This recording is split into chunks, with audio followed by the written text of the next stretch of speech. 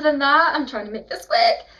Big changes. I'm trying to think of little changes that we've had. So basically, since launch, we've had a lot of little fixes, a lot of you know, just incremental patches. We've had some of the holiday events. Oh, speaking of holiday events, the Easter holiday is coming and it's got no bells.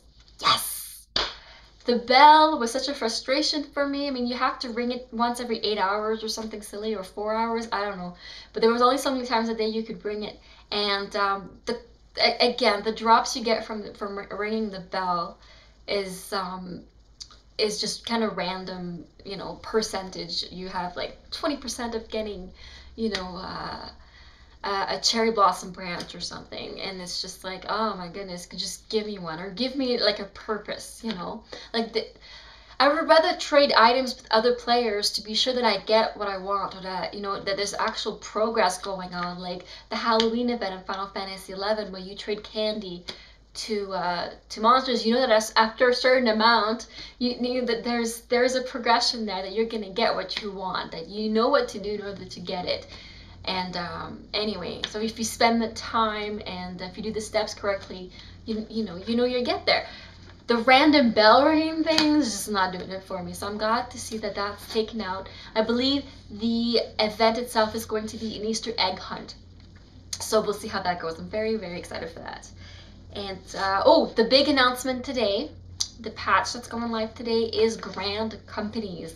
That's right, one of the big major features that were, you know, talked about prior launch and were not actually in the launch was companies. Basically, Eorzea is it's a land in turmoil, and it's, you know, the whole world is called Hydaelyn.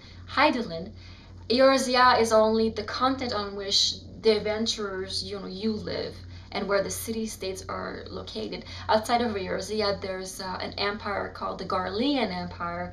They're very technologically advanced and focused, and they are trying to invade. Basically, there's a threat from them, threat of war, and all the city-states are starting to get really nervous, and so they are thinking of reinstating companies. Companies arise out of crises. They're basically bodies of military, economical, and governments, basically leaders that come out to get everybody working together to defeat a common enemy. In this case is the Garlean Empire.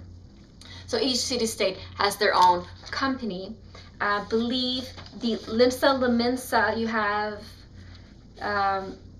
the the Maelstrom, led by Chief Admiral Merle with Blefsvin, I think. I'm sorry, I'm probably butchering that. And in Gridania, you have the Order of the Twin Adder, which is led by Elder Seedseer Canisena. And in Alda, you have the Immortal Flames, led by the Flame General Roban Alden. So what's exciting about that? Okay, well, first of all, I'm not gonna get ahead of myself. All three companies are, you know, they're very themed after what city-state they are. The Seedseers after very mystical, magical. They actually are those horned children that you may have seen in concept art or in some of the cutscenes. And they are summoners, they are magic users. In Alda, it's led by a Highlander, and then the Chief Admiral is what looks to be a female rogue Aiden. That's right, missing genders are coming to the game. Yeah. So this was the first big confirmation that we got today, was that we're getting everything. We're getting female, well, I'm not sure about female Highlanders, but I'm sort of good. Female rogue Aidens and male Mikote. The developers have expressed surprise that female rogue Aidens and male Mikotes were that popular, were asked for. I don't know why they were surprised, because people have been asking them since Final Fantasy XI for years and years. So we knew that they were probably coming as NPCs in future expansions, but we weren't sure if we're getting as playable races. It's been hinted that they are being released as playable races in the upcoming PlayStation 3 release. That's what at least that's what I hope. They said that the missing genders are coming with the PlayStation 3 release. So I hope that means that they are playable, or at least that for sure going to be in the game in some shape or form, which I'm so excited about. I always wanted to see what the male kitties would look like, so so I get that. And what else could I say about? Basically, the companies are going to be, along with the companies, so much more opens up. You're going to get new quests, new missions. There's a lot of speculations on what companies are specifically, but they look like guilds and organizations where a lot of the main story is going to take place. So it's very exciting. If you look at the concept art on the company page, you're going to see a mass amount of chocobos. Basically, everybody's riding a chocobo. So people are speculating that we're getting chocobos soon, and all the chocobos are different colors. Oh yeah. So do we have chocobo raising, from chick to adult? Hopefully we do, but we don't know. Maybe this is why it's taking so long for us to get chocobos, because maybe they're not just mounts. But again, that is speculation. And some people also think that housing might come as well with the company. So I think the Grand Company is being released soon. That is a huge, huge step for the game, because all the stuff that people have been just dying for is probably going to follow that in the next months. So I think we've got the next 6 months is going to be pretty exciting. So okay, do I have everything covered? Oh yes. One thing there's a lot of changes. There are things like the bigger battle effects and the bigger monsters. They've made some of the monsters in the world bigger. So now I'm finding dodos and they're like huge. As before they were kind of, parallel to my height. Now they're like, whoa, big chicken, man. And I don't know if there was any need for that. I mean, I feel for those poor Lalafels. I mean, the Rogadians are probably because they're like 7 feet tall in the game, they're probably fine with it. But the poor little Lalafels at 3 feet and 4 inches are probably like, oh my god, I'm going to be trampled on. So I don't know I think, focus can be put on something else, though I think making something bigger, because I have modded single player games before, like Oblivion. I know that making things bigger and smaller is really not that big of a deal. I mean, you just change values, that's it. But why? I don't know why. But that's one of the things that's changed.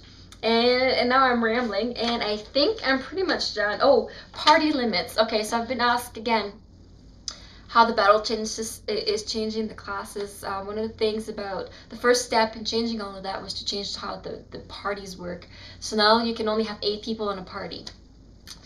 It's good and it's bad. It's good because some of the notorious monsters in the game were being owned, like steamrolled over very easily if you had a full party. I think it's 14 people or 16 people even, and it was kind of getting a little ridiculous. So now that we only have 8 people in one group, this should make notorious monster hunting a lot difficult, a lot more tactical. Like people, you don't even need to think about what you're using, what spell you're using, or tactics, because it's just boom, boom, boom. It's mash button fast right now, and that needs to change because Final Fantasy is about tactics, isn't it? Yes, it is. So that's exciting. People are wondering that if there's only 8 people in a party now, that hopefully there's going to be alliances back in Final Fantasy XI, especially for the later content where we're probably going to get massive battles. I mean, that's one of the things that the original team wanted to do, and I can't think of why they wouldn't have that still in development. So hopefully we'll be able to have 16-man battles and all that and more. I think in Final Fantasy XI you could have up to 4 groups in one alliance, I believe. But so hopefully that's going to come. It's not implemented yet, but like I said, everything is very incremental. So while we get one thing, I personally like the fact that even though they're very communicative, they're still only put out so much info at a time. People are demanding a lot more information that is coming still, because people are never happy. But I think that it's just the right level of information coming and stuff, because you don't want to be too much, and then let's say you want to scrap something, or something isn't coming as fast as you think it was going to come, and then you get disappointed fans. You don't want that. So far I think the game is doing fantastic. Well, not doing fantastic right now. The game is pretty, I want to say mediocre, but a lot of people went to other games like new MMOs like Rift and all that, and so the population is kind of in the medium to low levels. And the game, if you have a link shell, if you have friends in the game I find is a joy to play. I mean, every time I log in, I have a good time because I have good friends in there, and people are always fun to talk to, and there's always great discussion going on while I'm playing. So, I have a blast with it, but I can understand why some people would just log in right now and kind of feel that there isn't still very much there. And there isn't. Like I said, in a few months from now, expect there to be a lot more life going on in Eorzea. And hopefully when we have companies, when we have chocobos, housing, and a lot more quests in the game, hopefully we're going to get dungeons. Yes, we're getting instance dungeons. Oh my gosh. Well, I don't know if they're all instance, I think they are, but we are getting them very, very soon. So that's another big content that's coming.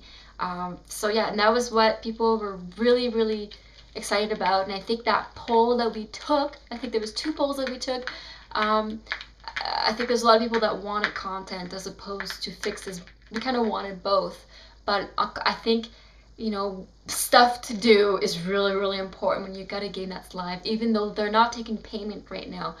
And if you have the box right now, if you have the retail box and you're wondering whether you should hop in, don't wonder, just hop in. Nobody's charging you for it. You've already paid for the box. Just go ahead and dive in. And if you haven't, if you only played the beta and you haven't paid for it, I would suggest you wait until at least the summer and see how many patches we get, how much content we get, and if you find that it's worth it, then absolutely come play with us.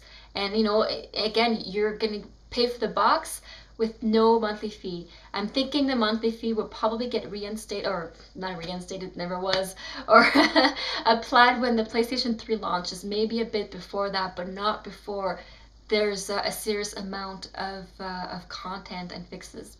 So that's what I have to say about Final Fantasy XIV. I hope it helped you. I hope it gave you some hope if you wanted hope, and it gave you some information. So thanks for watching. See you later. Bye.